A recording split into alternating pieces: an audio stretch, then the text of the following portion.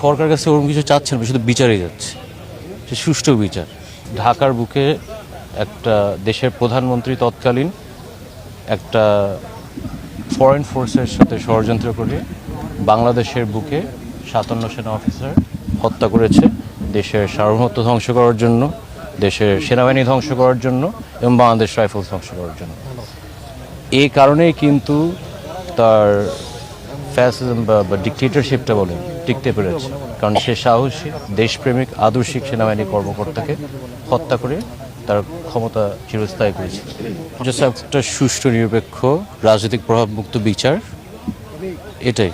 আমরা দেখেন 17 বছর আমাদের কিন্তু আমার বাবা মা মেরে হত্যা করেছে বর্বরভাবে, এটা তো আসলে বর্ণনা করতে পারি না। 57 সেনা পরিবারের যে জীবন যেমনি কাটতে হয়েছে অনেকজনের কল্পনার বাইরে। তো আমাদের তো আসলে আমরা তো সরকার কাছে ওরকম কিছু চাচ্ছেন না, শুধু বিচারই যাচ্ছে, সে সুষ্ঠু বিচার। কারণ পিলখানা হত্যাকাণ্ডর বিচারটা যদি না হয় তাহলে ভবিষ্যতে আপনি একটা প্রেসিডেন্ট রাখছেন আরেকটা পিলখানা হত্যাকাণ্ড হওয়ার জন্য।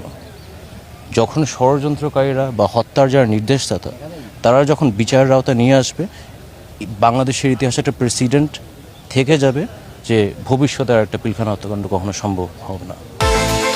বিকাশ পেমেন্টে 10,000 টাকার বেশি অফার, শপিং চলছে তো।